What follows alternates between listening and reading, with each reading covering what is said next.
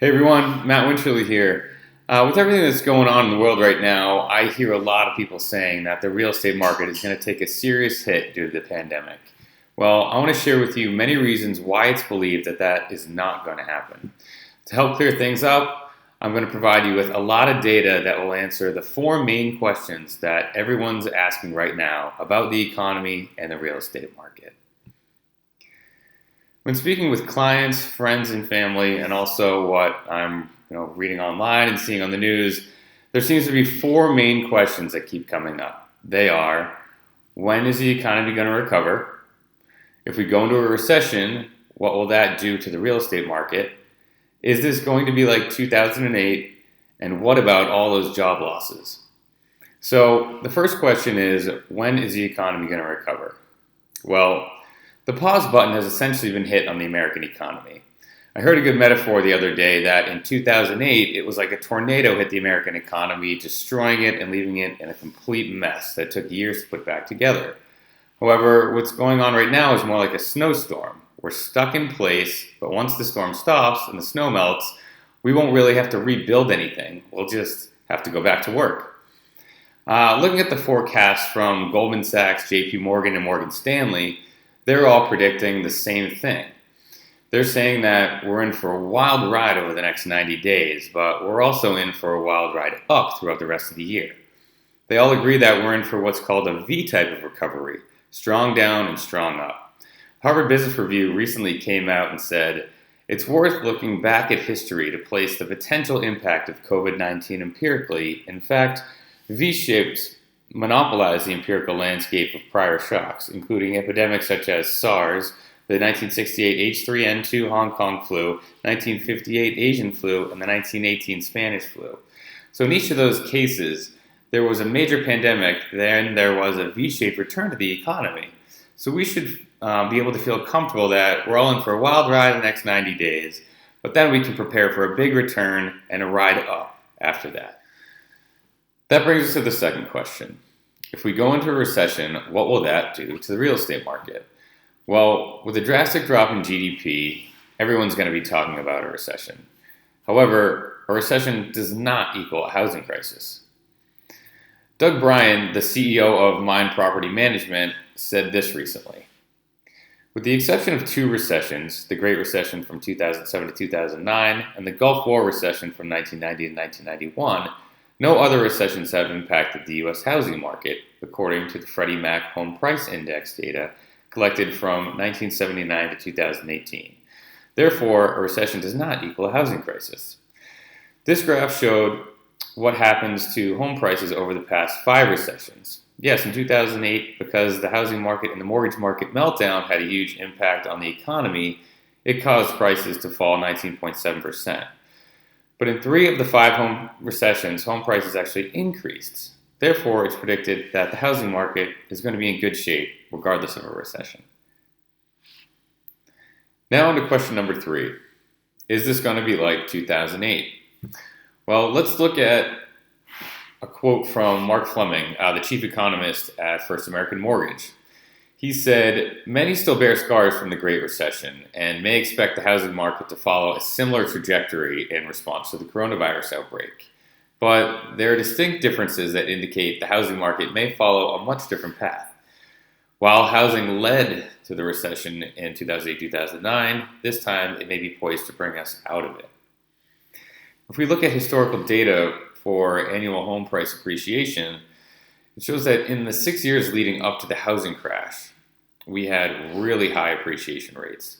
And then looking at the 6 years leading up to today, we're nowhere near where we were during that time.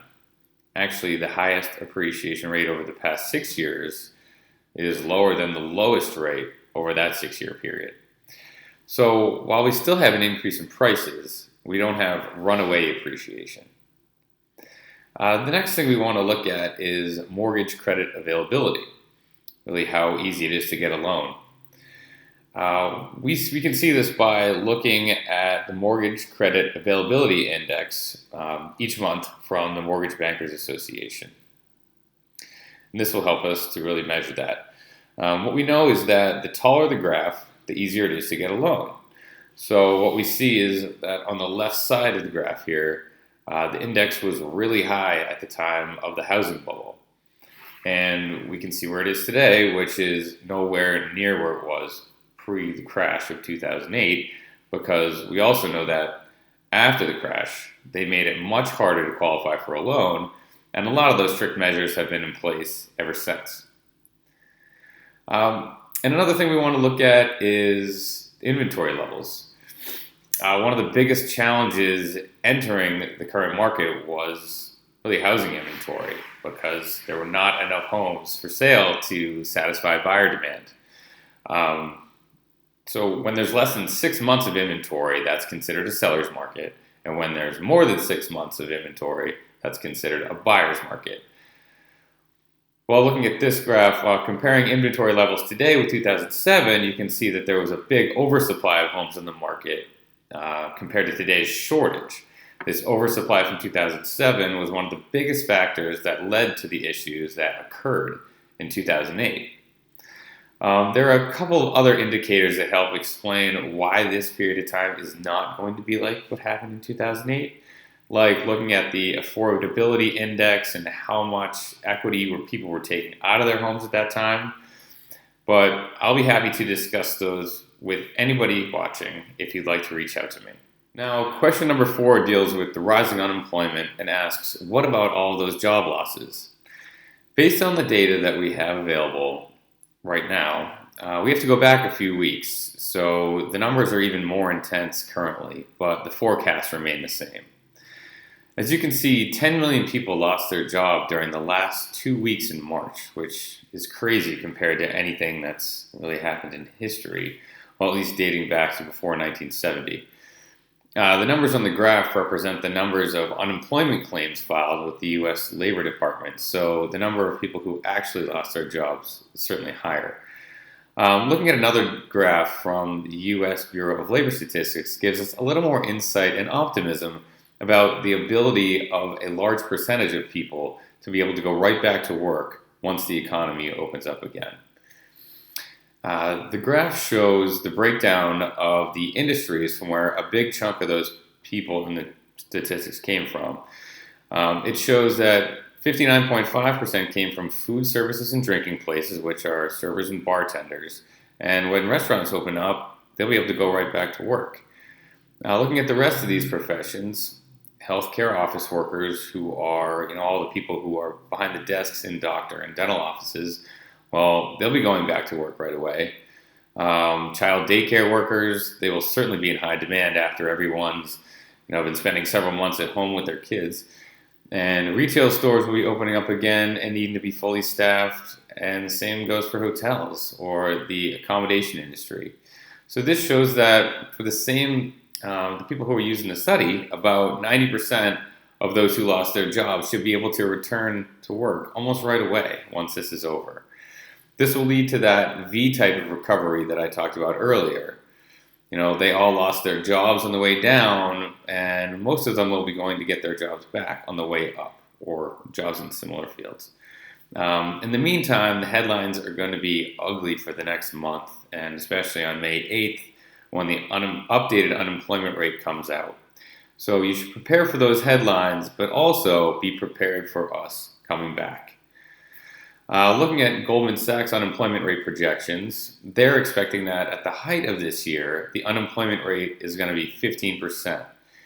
There are other projections out there like JP Morgan, who projected 8%, but we don't want to sugarcoat anything and are therefore including one of the more dire forecasts so that we can prepare for the worst but hope for the best.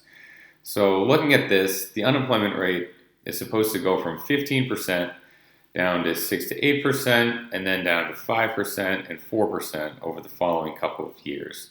So it's nowhere near where some were initially projecting or where it was in the years from 2008 to 2011.